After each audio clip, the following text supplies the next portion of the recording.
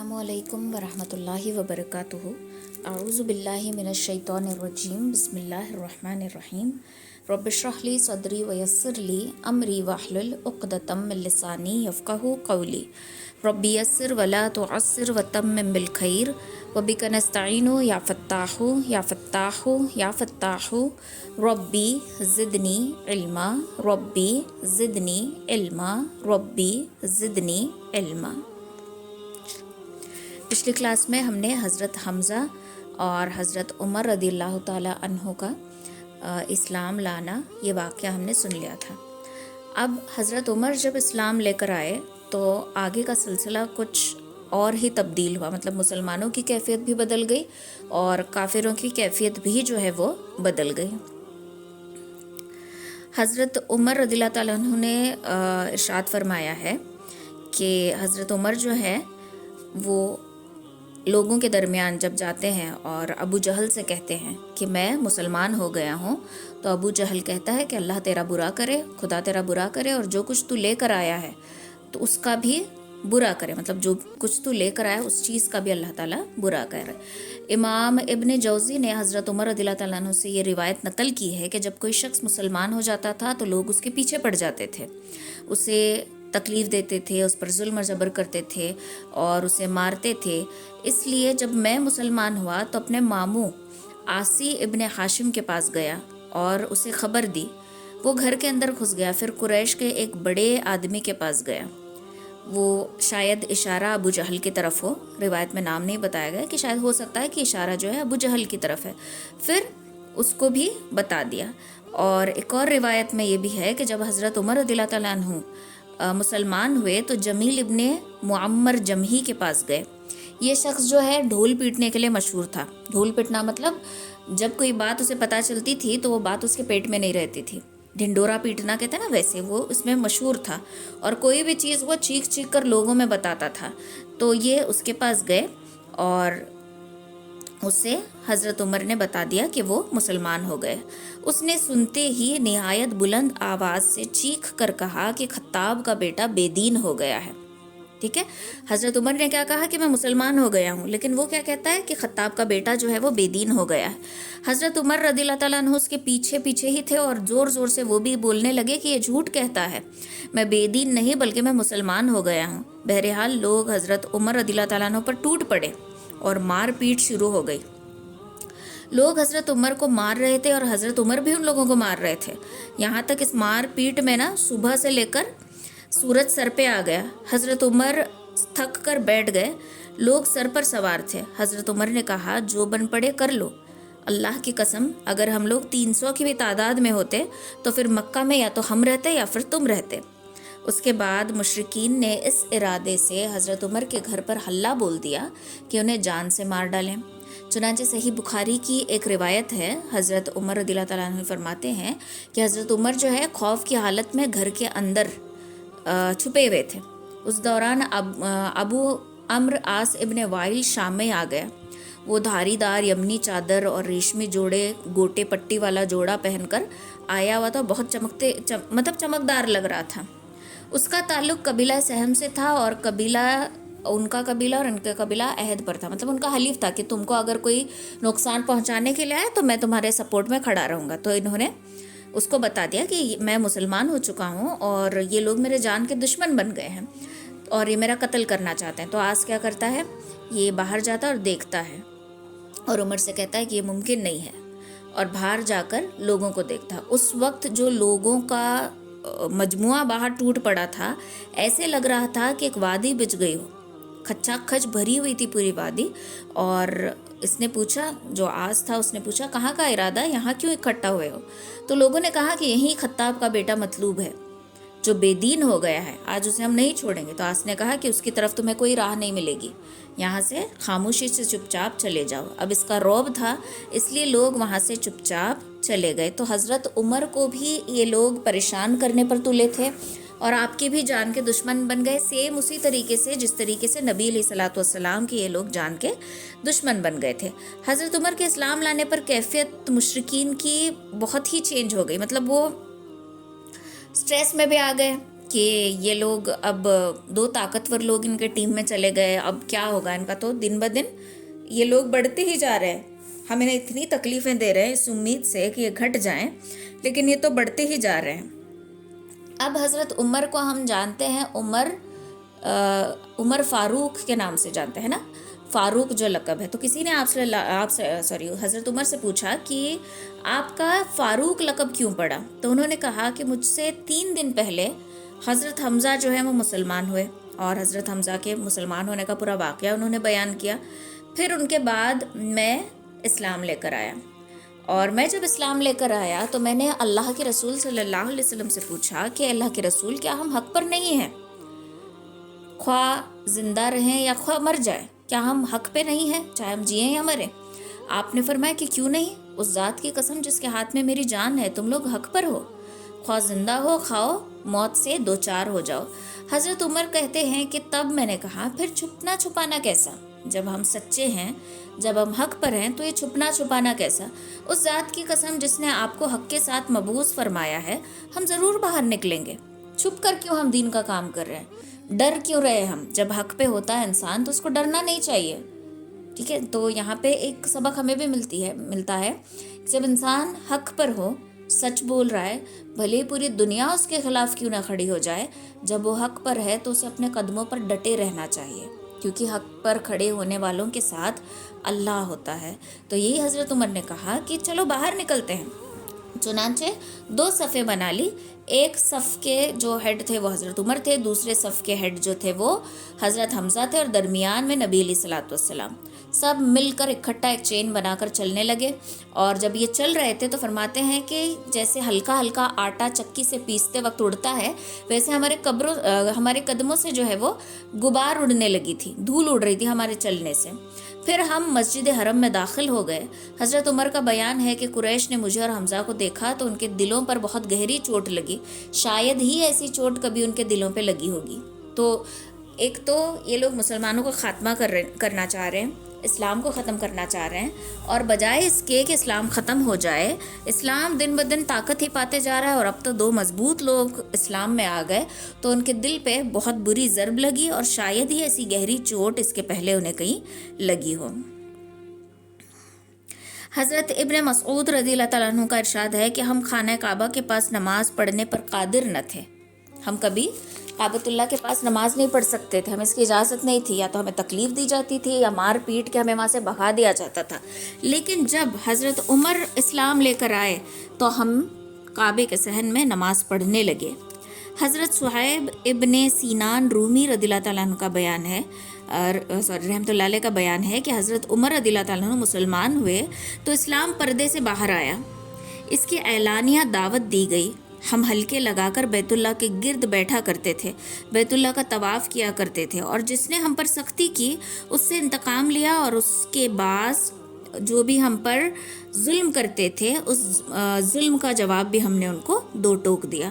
تو حضرت عمر کی وجہ سے نا یہ لوگ تھوڑے سے بیکاز بہت سارے لوگ اس میں کمزور تھے، بہت سارے لوگ جو اسلام لائے وہ غلام تھے، تو ان کو اب ہمت آ رہے تھے۔ ایسا ہوتا ہے نا کہ 2 لوگ ہوتے ہیں کام کر رہے ہیں، تیسرا کوئی آ جائے جو بہت پاورفل ہو یا اسٹرانگ ہو تو 2 لوگوں کو ہمت آ جاتی ہے۔ تو اسی لیے اللہ تعالیٰ کا ایک یہ ہے، ایک نظام ہے دنیا میں، اکیلا ہم جو کہتے ہیں کہ میں اکیلا ہی ٹھیک ہوں، میں اکیلا ہی خوش ہوں، یہ ہوتا نہیں ہے، اکیلا انسان رہ ہی نہیں سکتا، اس کی فطرت میں اللہ تعالیٰ نے نہیں رکھا ہے۔ انسان کو تنہائی جتنی بھی راس آنے لگے، جتنا بھی وہ تنہائی پسند ہو، کہیں نہ کہیں اسے وہ تنہائی خلتی ہے، اسے ہمت کے لیے کسی کی ضرورت ہوتی ہے، مدد کے لیے کسی کی ضرورت ہوتی ہے۔ ہم جو کہتے ہیں کہ اللہ ہمیں کسی کا محتاج نہ کرے، ہر کوئی ایک دوسرے پر ڈپینڈ رہتا ہے، ہاں، ہر کوئی ایک دوسرے پر ڈپینڈ رہنا یہی انسان کی فطرت ہے۔ اللہ تعالیٰ نے ہر ایک انسان کو ایک دوسرے پر ڈپینڈنٹ بنایا ہوا ہے، تو ایک اگر ساتھی مل جائے تو انسان کیا ہو جاتا ہے، اس کی ہمت بڑھ جاتی ہے، وہ اسٹرانگ ہو جاتا ہے۔ تو ایسے ہی حضرت عمر کے آنے کی وجہ سے اب مسلمان جو ہے باہمت ہو گئے تھے، جو ڈر ان کے اندر تھا وہ ختم ہو گیا تھا۔ حضرت ابن مسعود رضی اللہ تعالیٰ عنہ کا یہ بھی بیان ہے کہ حضرت عمر نے جب اسلام قبول کیا تب ہم سب برابر طاقتور ہو گئے، مطلب ہمیں بھی تھوڑی سی ہمت آ گئی، ہم بھی تھوڑا انکریج ہو گئے اور ہم بھی ہمت سے قدم بڑھانے لگے، ہم برابر طاقتور ہو گئے۔ تو اب یہ دو لوگ جب اسلام لائے، حضرت حمزہ اور حضرت عمر ابن خطاب، تو مسلمان کا یہ جو ظلم اور ستم کے جو بادل تھے وہ دھیرے دھیرے چھٹنا شروع ہو گئے۔ چنانچہ مشرکین نہیں تھکے، مطلب کچھ نہ کچھ ان کے اندر چل ہی رہا تھا کہ کیسے ان کو سٹاپ کرے۔ تو اب انہوں نے بہت ساری، جیسے کہ ہم پچھلے کلاس میں پڑھ چکے ہیں کہ انہوں نے سودے بازی کی، انہوں نے شرطیں رکھی، سب کچھ کیا، لیکن اس کے باوجود اسلام یا پھر اسلام لانے والے اپنے جگہ سے اپنے قدم ہلا کر بالکل بھی نہیں ہٹے، ہر ایک ظلم کو سہا، ہر ایک ستم کو سہا، ہر ایک چیز برداشت کرتے رہے، لیکن اللہ کا اور اس کے رسول کا دامن ان لوگوں نے نہیں چھوڑا۔ اب یہاں پر ایک واقعہ یہ پیش آتا ہے کہ عتبہ ابن ربیعہ، یہ جو سردار تھا ایک مکہ کا، تو اس نے ایک روز قریش کی محفل میں کہا کہ رسول اللہ صلی اللہ علیہ وسلم ایک جگہ وہاں پر مسجد حرم کے پاس بیٹھے ہوئے تھے، تو اس نے نبی علیہ الصلوۃ والسلام کو دیکھتے ہوئے قریش والوں کو کہا کہ قریش کے لوگوں، کیوں نہ میں محمد کے پاس جا کر ان سے گفتگو کروں اور ان کے سامنے چند امور پیش کروں، ہو سکتا ہے وہ کوئی چیز قبول کر لیں، تو جو کچھ وہ قبول کریں گے اسے دے کر ہم اس کو اپنے کام سے باز رکھیں گے۔ یہ اس وقت کی بات ہے جب حضرت حمزہ مسلمان ہو چکے تھے، تب کی بات ہے، ٹھیک ہے۔ تو مشرکوں نے کہا کہ ٹھیک ہے ابو الولید، آپ جائیے اور جا کر بات کیجئے۔ تو عتبہ اٹھا اور رسول اللہ صلی اللہ علیہ وسلم کے پاس جا کر بیٹھا، پھر بولا، بھتیجے، میری قوم میں تمہارا جو مرتبہ ہے، جو مقام ہے، اور تمہارے خاندان کا جو حسب، تمہاری نسب کا جو مرتبہ ہے، وہ تو تمہیں معلوم ہی ہے، اور اب تم ایک اپنی قوم کے اندر بڑا معاملہ لے کر آئے ہو، جس کی وجہ سے تم ان کی جماعت میں تفریقہ ڈال رہے ہو، تم ان کے اندر پھوٹ ڈال رہے ہو، ان کی عقلوں کو حماقت سے دوچار کر دیا ہے تم نے، ان کے معبودوں کو اور وہ جن کی بھی عبادت کرتے ہیں اس میں تم عیب چینی کرتے ہو، ان کے جو آبا اور اجداد گزر چکے ہیں انہیں کافر ٹھہرا دیا، لہٰذا میری بات سنو، تم ذرا میری بات سنو اور مان لو، میں تم پر چند باتیں پیش کر رہا ہوں، اس پر غور کرو، ہو سکتا ہے کوئی بات قبول کر لو۔ تو رسول اللہ صلی اللہ علیہ وسلم نے فرمایا، کہو میں سنوں گا۔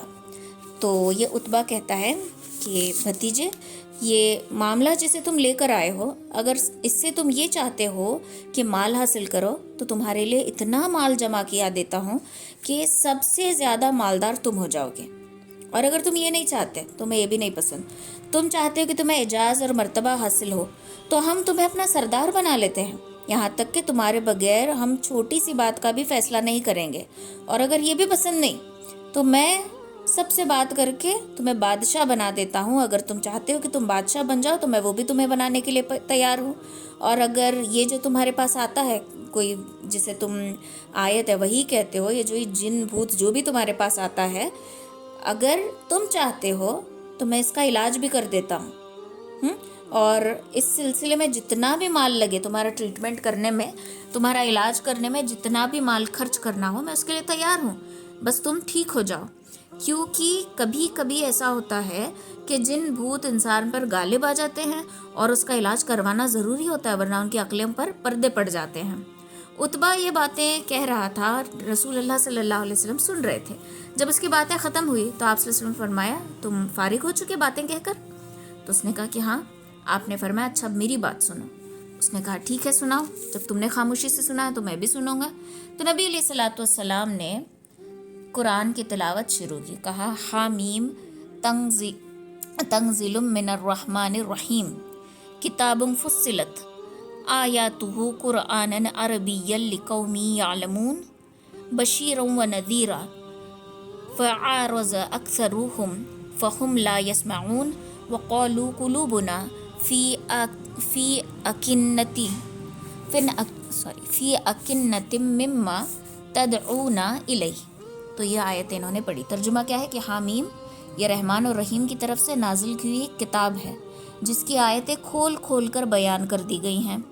عربی زبان میں قرآن ان لوگوں کے لیے جو علم رکھتے ہیں، بشارت دینے والا اور ڈرانے والا ہے، لیکن اکثر لوگ اس کا اعتراض کرتے ہیں اور وہ سنتے نہیں۔ کہتے ہیں کہ جس چیز کی طرف تم ہمیں بلاتے ہو اس کے لیے ہمارے دلوں پر پردے پڑے ہوئے ہیں۔ رسول اللہ صلی اللہ علیہ وسلم آگے پڑھتے جا رہے تھے اور عتبہ جو ہے اپنے دونوں ہاتھ زمین پر ٹیک کر چپ چاپ سنتا جا رہا تھا۔ جب آپ سجدے کی آیت پر پہنچے تو آپ نے سجدہ کیا، فرمایا عتبہ تم میں جو کچھ سننا تھا تم سن چکے، اب تم جانو اور تمہارے لوگ جانے، تمہارا جو بھی معاملہ ہے، تم جو کرنا چاہتے ہو کر سکتے ہو، جو تم نے کہا میں نے سن لیا، اب جو میں کہہ رہا ہوں وہ تم لوگ سنو۔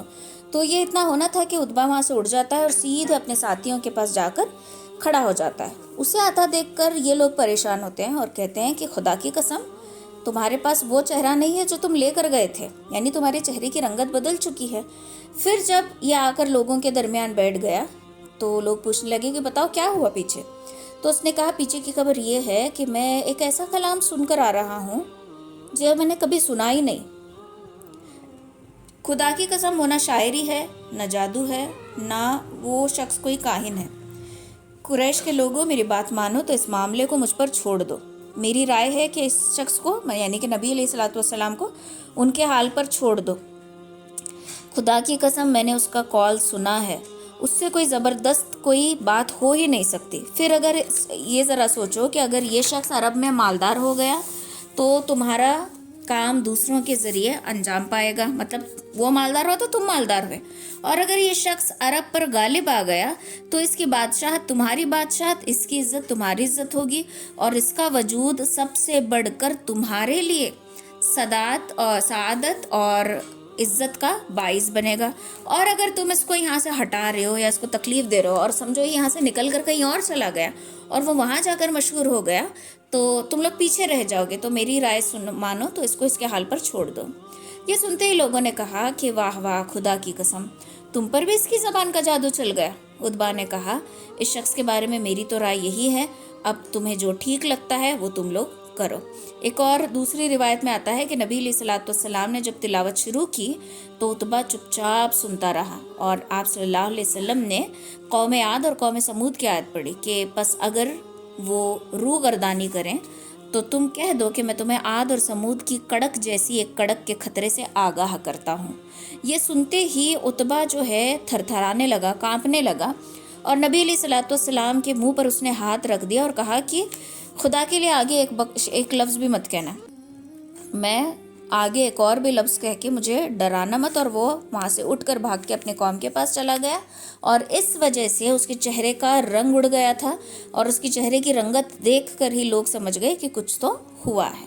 تو ابھی تک بھی اتنا ہونے کے باوجود بھی مکہ والے باز نہیں آ رہے تھے۔ تو شروع کی کلاس میں نے بتایا تھا کہ مکہ کے لوگ جو ہیں بڑے ڈھیٹ ہوتے ہیں، ہٹ دھرم ہوتے ہیں، ضد بہت ہوتی ہے ان کے اندر، اگر وہ بات کو سمجھ بھی لیں، بات پر یقین بھی کر لیں، لیکن سچی بات ہونے کے باوجود ہم کیوں مانیں، ہم کیوں جھکیں، یہ ضد ان کے اندر ہوتی ہے۔ تو اس کے لیے سارے چیزیں دکھ رہی ہیں ان کو، مسلمانوں کا ٹوٹنا، مطلب جڑے ہیں، ان کو توڑنے کی کوشش کر رہے ہیں، وہ نہیں ٹوٹ رہے، ان پر ظلم اور زیادتی کر رہے ہیں، وہ اس کو برداشت کر لیں، ہر ایک چیز دیکھ رہے ہیں، اور کہیں نہ کہیں لگ بھی رہا ہے کہ ہاں کچھ تو بات ہے اس میں، لیکن مانو کیوں، یہ ضد ہے۔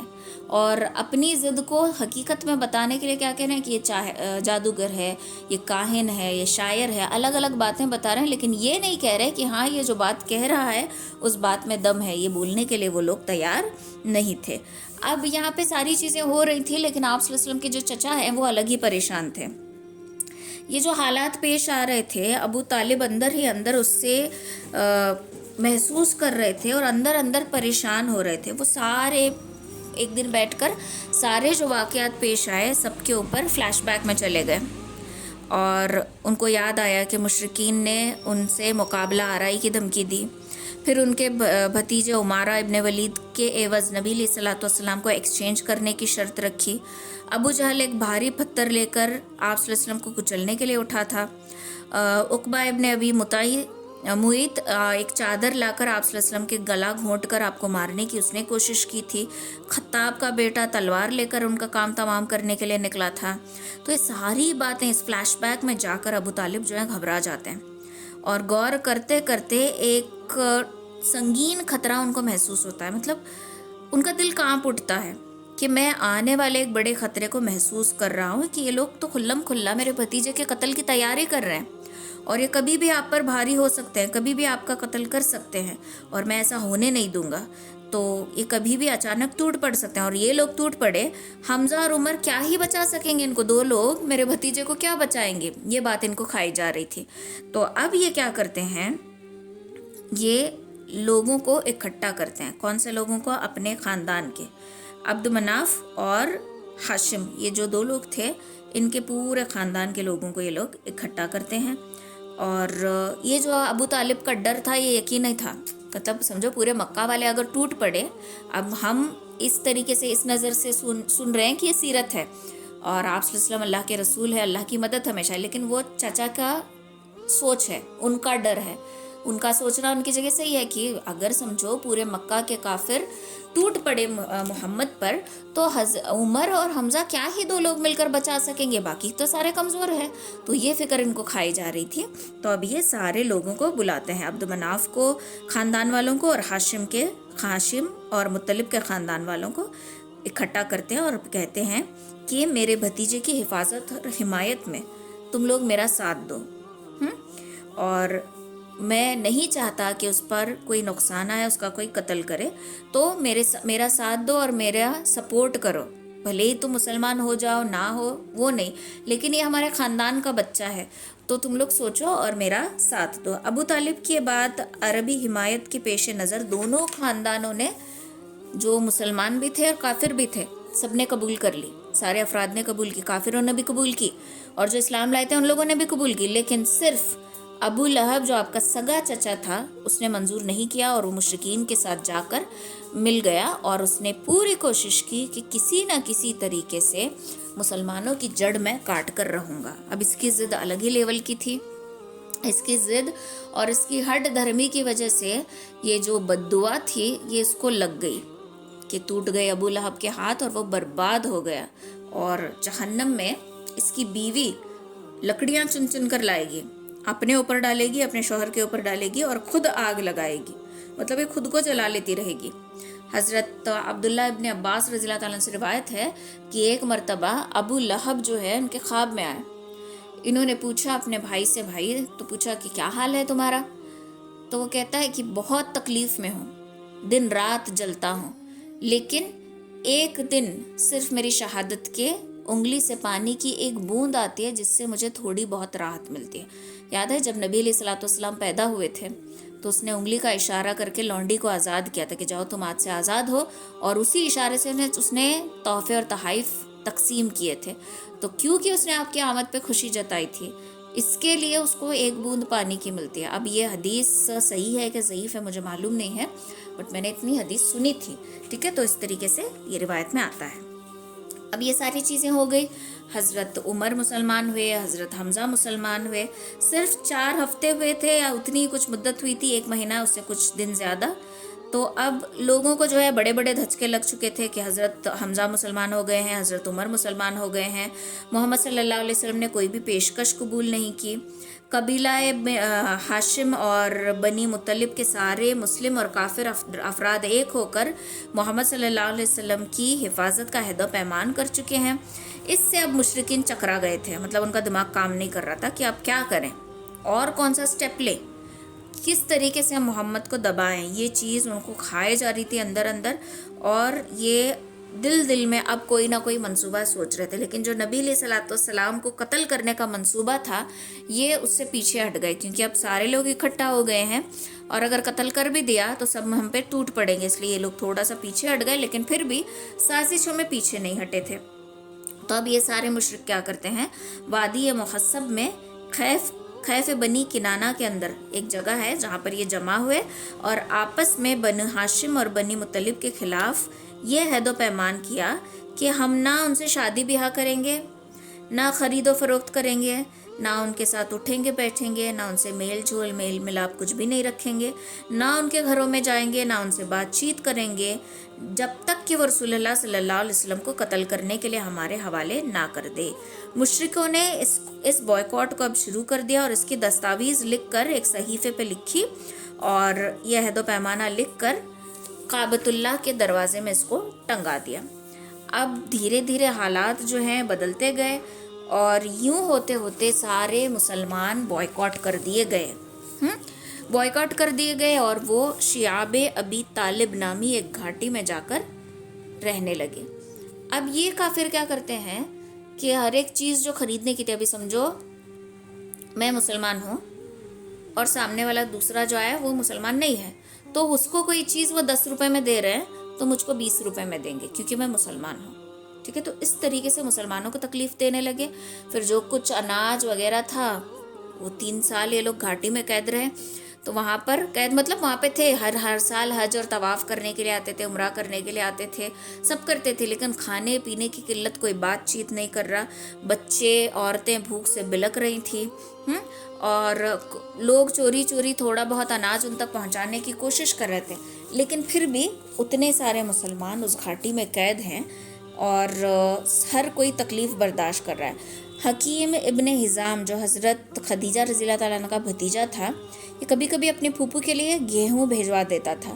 ایک بار ابو جہل سے سابقہ پڑا تو اس نے روک لیا، تو پھر ابو البختاری نے بیچ میں دخل دیا اور اس کو بھیج دیا گیہوں دینے کے لیے، تو یوں کر کے جو بھی کھانا بھی پہنچانے کی کوشش کر رہا تھا اس کو بھی روک دیا جاتا تھا۔ بھوک اور پیاس کا یہ عالم ہو گیا کہ اب جو مسلمان تھے وہ سوکھی چمڑی اور پتے چبا چبا کر کھانے لگے۔ یاد ہے فلسطین میں جب کھانا پینا روک دیا گیا تھا تو غزہ کے معصوم بچے بھی اسی طریقے سے گھاس کھا رہے تھے۔ تو یہ جو بوائیکاٹ ہوا تھا مسلمانوں کا، یہ حالات اور وہ حالات سملر تھے، تو اس طریقے سے مسلمان وہاں پر رہنے لگا۔ اب یہاں پر ابو طالب کو پھر الگ ہی فکر ہے۔ ابو طالب اس فکر مند ہے کہ ہم یہاں پہ گھاٹی میں سو رہے ہو اور اچانک سے کوئی آ کر میرے بھتیجے پر حملہ نہ کرے۔ دیکھو کتنی محبت ہے، سکون نہیں ہے چاچا کو، اپنی اولاد سے زیادہ نبی اپنے بھتیجے سے اتنی محبت کہ بالکل سکون میں نہیں ہے، رات میں بھی سکون سے نہیں۔ تو اب رات کو کیا کرتے ہیں، حضرت علی اور وغیرہ جو بھی بچے تھے نا ان کو کہتے ہیں کہ تم محمد کے بستر پہ آ جاؤ، اور محمد تم ان کے بستر پہ سونا، تم یہاں مت سونا۔ مطلب بستر روز بدل رہے ہیں ان کا کہ کوئی نشانہ رکھ کے کہیں رات میں آ کر قتل نہ کر دے اور ہم غفلت کی نیند نہ سوتے رہیں۔ تو اتنی فکر اور اتنی محبت ابو طالب کو نبی علیہ الصلوۃ والسلام سے تھی۔ اب یہ جو مشکل دن چلے تھے، اس میں بھی جب لوگ حج کرنے کے لیے آتے تھے تو یہ لوگ مسلمان جا کر لوگوں کو دین کے بارے میں بتاتے تھے، باہر روڈز پر، مطلب مکہ کو انٹر ہونے کا جو راستہ ہے، راستے میں مل کر ان لوگوں کو دین کی دعوت یہ دیا کرتے تھے۔ اور ابو لہب کیا کرتا تھا کہ ان کے مسلمانوں کے خلاف بولتا تھا کہ ایک جادوگر ہے، اس کی باتوں میں آ گئے ہیں، وہ کاہن ہے، دلوں کی باتوں کو جانتا ہے، وغیرہ وغیرہ، یہ ساری چیزیں وہ لوگوں میں پھیلانے لگا۔ اب اسی حالت میں پورے 3 سال گزر گئے، کھانے پینے کچھ نہیں ہے، پتے چبا رہے ہیں، چمڑیاں کھا رہے ہیں، پتہ نہیں کیسے کیسے گزارا کر رہے ہیں۔ ایسا کرتے کرتے 3 سال گزر گئے۔ اس کے بعد محرم 10 نبوی میں یہ جو بوائیکاٹ تھا وہ ختم ہونے کا وقت جو ہے وہ آ گیا۔ اب جو باقی کے خاندان والے تھے، اب سمجھو کسی بھائی کی دشمنی ہے، لیکن برے وقت میں بھائی کو بھائی کی ہی یاد آتی ہے۔ اگر دونوں کے درمیان کچھ بھی ہو جائے، بھائی تکلیف میں ہے یا ہاسپٹل میں ایڈمٹ ہو گیا سمجھو، تو بھائی دوڑ کر اس کے لیے جاتا ہے نا، ایک محبت ہوتی ہے، خون جو ہے خون کو کھینچتا ہے، کہتے ہیں نا، اس طریقے کا کنیکشن ہوتا ہے۔ تو یہی چیزیں ہم یہاں پہ شروع ہو گئی۔ تو قبیلہ بنو عامر ابن لوئی کا ہشام ابن عمرو نامی ایک شخص تھا۔ یہ رات کی تاریکی میں چھپکے شعب طالب کے اندر گھلہ بھیج کر، یعنی کہ اناج بھیج کر بنو ہاشم کی مدد کیا کرتا تھا۔ یہ زبیر ابن ابی امیہ مخزومی کے پاس پہنچا، زہیر کی ماں جو ہے ان کا نام عتیقہ تھا، اور یہ عبد المطلب کی صاحبزادی یعنی کہ ابو طالب کی بہن تھی، ٹھیک ہے۔ تو یہ شخص زہیر کے پاس جاتا ہے اور کہتا ہے کہ زہیر، کیا تمہیں یہ گوارا ہے کہ تم مزے سے کھاؤ پیو، اچھے کپڑے پہنو، اور تمہارا ماموں اس حال میں وہاں پر جیتا رہے، اس کا حال بھی تمہیں پتہ بھی ہے؟ تو زہیر نے کہا کہ افسوس، میں تنہا کیا کر سکتا ہوں، ہاں اگر میرے ساتھ کوئی اور آدمی ہوتا تو میں خود اس صحیفے کو پھاڑ کر پھینک دیتا۔ تو اس نے کہا کہ اچھا تو ایک آدمی اور موجود ہے۔ پوچھا کہ کون؟ کہا کہ میں ہوں۔ تو زہیر نے کہا کہ اچھا چلو تیسرے کو تلاش کرتے ہیں، ہم 2 کافی نہیں ہیں، تیسرے کو بھی تلاش کرتے ہیں۔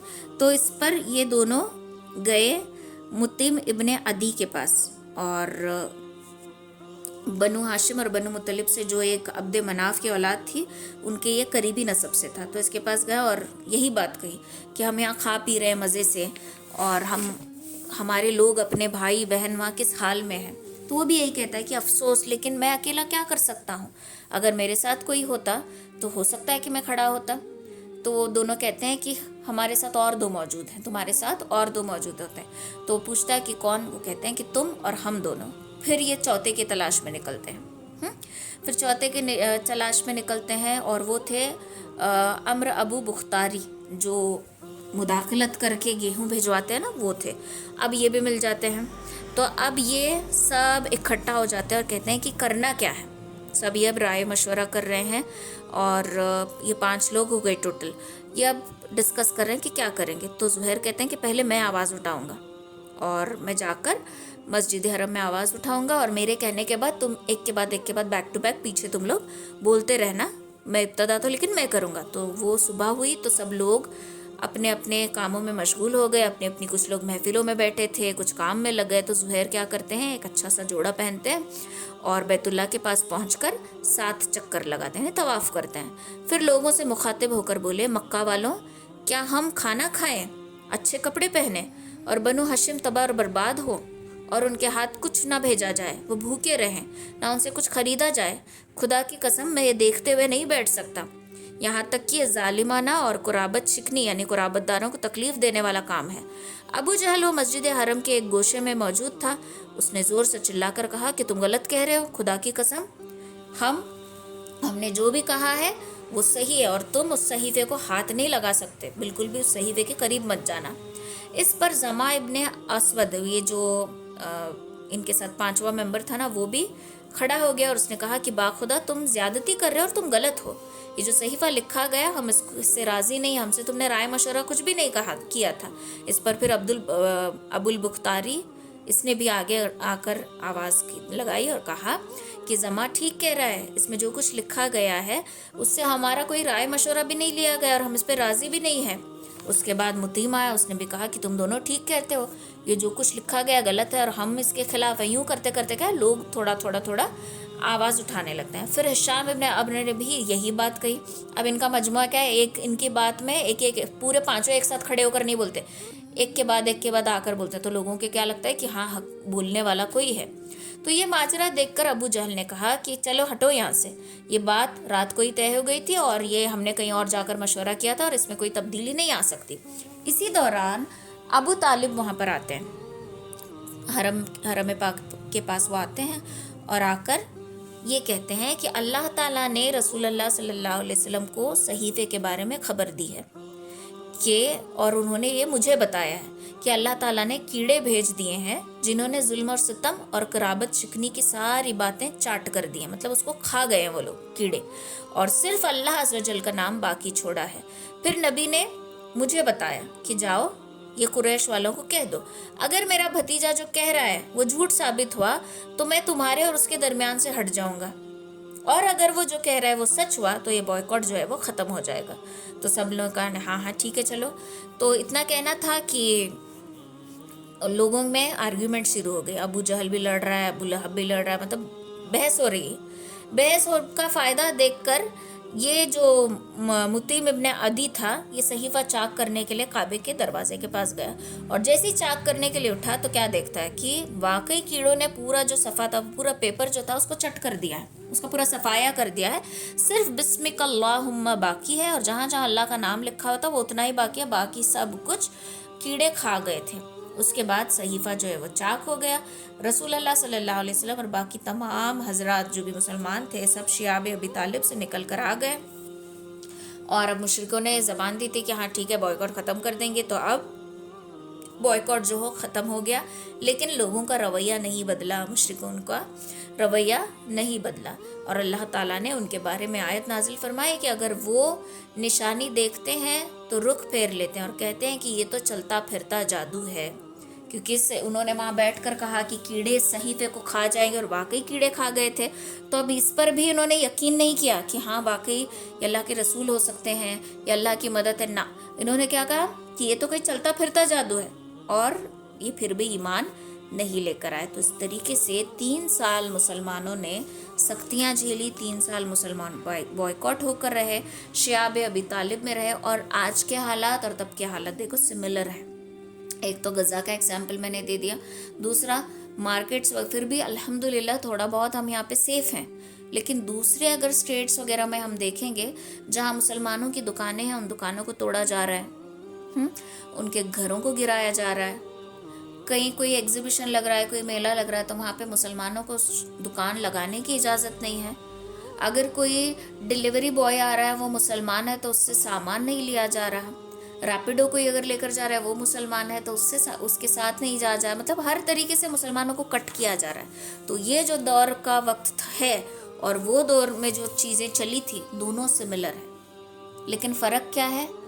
تب کے مسلمان واقعی پکے ایمان والے تھے, لیکن اب کے مسلمانوں کے ایمان جو ہے وہ کمزور ہو گئے ہیں. ذرا سا کچھ ہوا تو ہم ڈر کے پیچھے ہٹ جاتے ہیں. یہ نہیں کہ ہم اللہ پر یقین کر کے حالات کا سامنا کریں, نہیں, بلکہ ہم دبنے لگتے ہیں. بلکہ مسلمان کی شان کیا ہے کہ وہ حالات سے ڈر کے دبے نہ, ڈرے نہ, بلکہ اس بات کو یاد رکھے, خود کو سنبھالے کہ میرے ساتھ میرا اللہ ہے, اور جب اللہ ساتھ ہوتا ہے تو کوئی میرا ایک بال بھی باقا نہیں کر سکتا. لیکن یہ ایمان کہیں نہ کہیں ہمارا کمزور ہو گیا ہے. اور دوسری بڑی غلطی کیا ہے, ہمارے بچے ہوں یا بڑے ہوں, خاص کر کے عورتیں ہوں, دین سے بہت دور ہیں. دین سے دوری کا نتیجہ یہ ہے کہ ایمان ویسا جیسا ہونا چاہیے تھا ویسا ہمارا نہیں ہے. جتنا اسٹرانگ ہمارا ایمان ہونا چاہیے تھا ویسا ایمان نہیں. اور نبی علیہ الصلوۃ والسلام نے یہ تو بتا دیا تھا کہ جیسے جیسے وقت آگے بڑھتا رہے گا ویسے ویسے لوگوں کے ایمان اتنے مضبوط نہیں ہوں گے, جتنا مطلب اتنا اسٹرانگ یقین ان کا عقیدہ وہ نہیں ہوگا جو میرے بعد کے لوگوں کا, یعنی آپ کا, پھر صحابہ کا, پھر تابعین کا, پھر طب تابعین کا. یوں کرتے کرتے سلسلہ ایک ڈسٹنس مینٹین ہوتا گیا نا. تو جتنا ڈسٹنس ہوگا اتنا لوگ جو ہیں برے نکلتے جائیں گے, اور یہی حالات پیش آ رہے ہیں.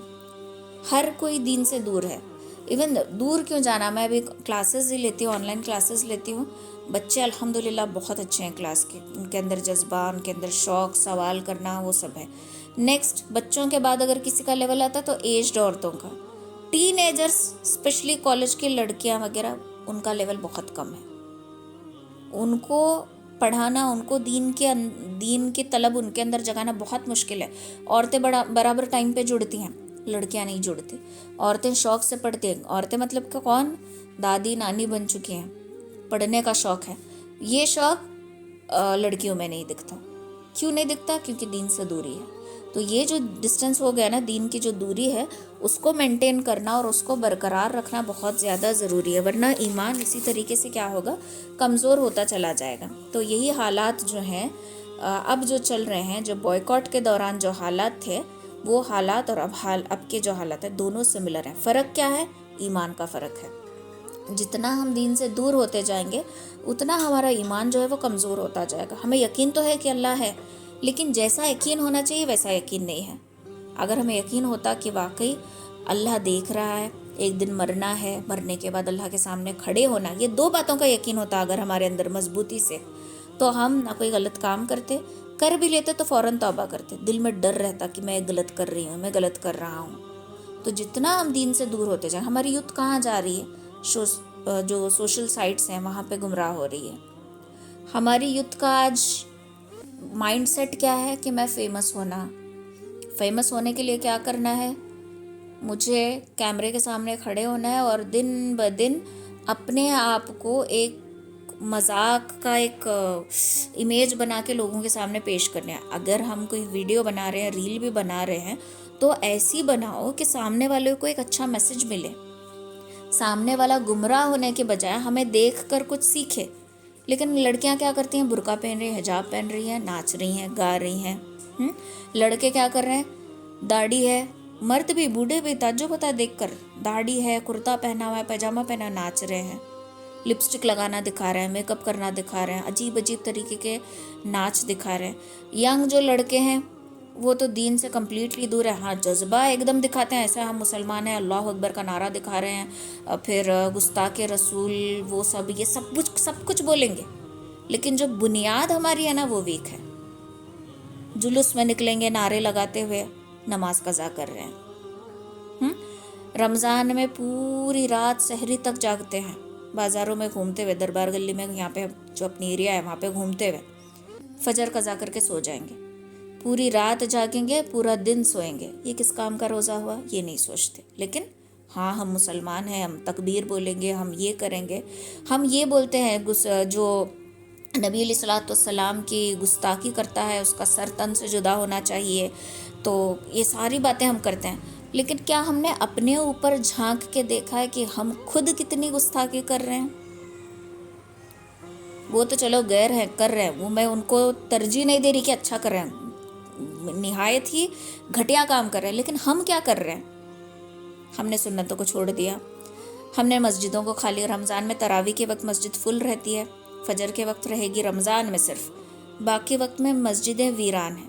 پھر ہم روتے ہیں کہ ہماری مسجدوں پہ قبضہ کیا جا رہا ہے۔ کیوں کیا جا رہا ہے؟ ہم نے ویران نہیں چھوڑا ہوتا تو نہیں کیا جاتا۔ سوچنے کی بات ہے نا کہ ہم دوسروں کو بول رہے ہیں کہ گستاخی رسول ہے، لیکن ہم خود کیا ہے، ہم خود کتنے پانی میں ہیں، ہم خود کہاں جا رہے ہیں، ہم خود کتنا دین سے دور ہے، یہ کوئی نہیں کرتا، یہ کوئی نہیں سوچتا۔ تو اس کے لیے حالات، سچویشنز وہی ہیں، ایمان کی کمی ہے۔ اگر واقعی ہمارا ایمان مضبوط ہوتا تو حالات جیسے بھی ہم ڈٹ کے سامنا کرتے۔ آج ہمارے بچے کہاں جا رہے ہیں؟ ڈرگس کا شکار ہے، نشے میں دھت رہتے ہیں، بچے یہیں گمراہ ہو رہے ہیں۔ ماں باپ کو تو میں تو بولتی ہوں کہ خاص دھیان دیں، ایسا دھیان دو کہ ان کو ایسا بھی نہیں لگنا کہ قید کر کے رکھ رہے ہم لوگ، ان کو یہ بھی نہیں لگنا کہ ریسٹرکشنس ہے، قید ہے، اسٹرکٹ ہے۔ پھر بچہ جھوٹ بولنے کا شروع کرتا ہے، جب ہم اوور پروٹیکٹیو ہو جاتا ہے نا تو بچہ جھوٹ بولنا اور بغاوت کرنا شروع کر دیتا ہے۔ اس کے ساتھ فرینڈلی رہو اور اس کو گمراہ ہونے بھی مت دو، کیونکہ بچے جتنا باہر جا رہے ہیں، ٹیوشنس کے لیے جا رہے ہیں، ایکسٹرا کلاسز کے لیے جہاں بھی جا رہے ہیں، مجھے تو لگتا ہے جب تک ہمارا جو ٹائم تھا نا وہ لاسٹ تھا، مطلب ہم جب اسکول کالج جا رہے تھے وہ اینڈ تھا ٹائم کا۔ ابھی کا جو ٹائم ہے، لڑکیاں تک، بیلگام میں لڑکیاں تک ڈرگس میں مبتلا ہیں، لڑکے مبتلا ہیں، جوان اب جب ان کا یہ جو ان کی زندگی کی شروعات ہے یہی برباد ہو رہی ہے تو مستقبل کیا ہوگا؟ اور ان کے ہاتھوں میں امت کا مستقبل کیا ہوگا؟ یہ فکر ہمارے اندر جب تک نہیں آئے گی تو حالات بالکل بھی نہیں بدلیں گے۔ اس سے پہلے کہ دوسروں کے اوپر انگلی اٹھائے، گورنمنٹ ایسی ہے، یہ ایسا ہے، وہ کرنے سے پہلے تم کیسے ہو دیکھو، کیونکہ حضرت موسیٰ علیہ السلام نے کیا کہا تھا؟ اللہ تعالیٰ سے پوچھا تھا کہ اللہ تعالیٰ جب تو اپنے لوگوں سے، اپنے بندوں سے ناراض ہوتا ہے تو ان کو کیسی سزا دیتا ہے؟ تو اللہ تعالیٰ نے کیا کہا تھا؟ پتہ ہے کسی کو؟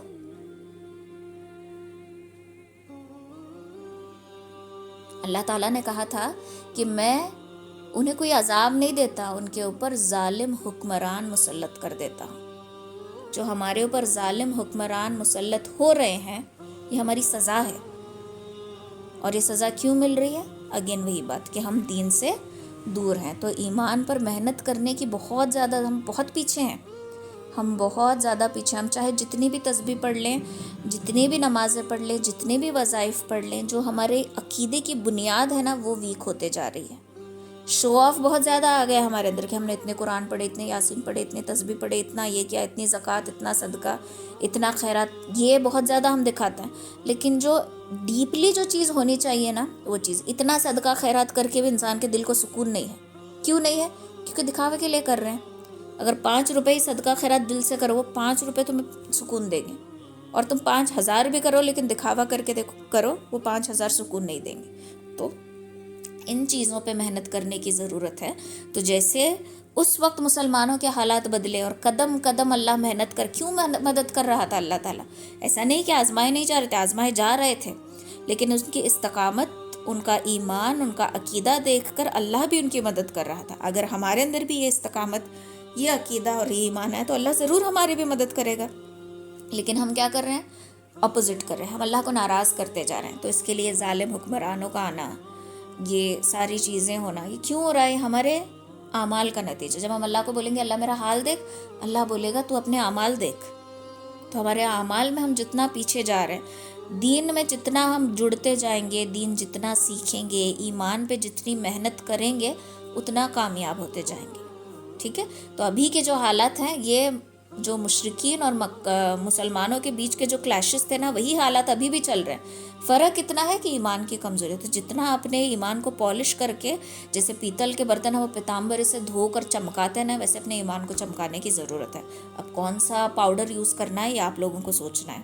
ٹھیک ہے، تو انشاءاللہ نیکسٹ کلاس میں ہم دیکھیں گے کہ اب یہ جو شیاب ابی طالب، یہ بوائیکاٹ، یہ ساری چیزیں ہو گئی.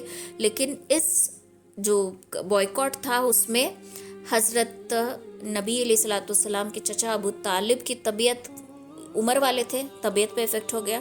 حضرت خدیجہ کی طبیعت پہ بھی افیکٹ ہو گیا، اور یہ سال غم کا سال کہلایا گیا.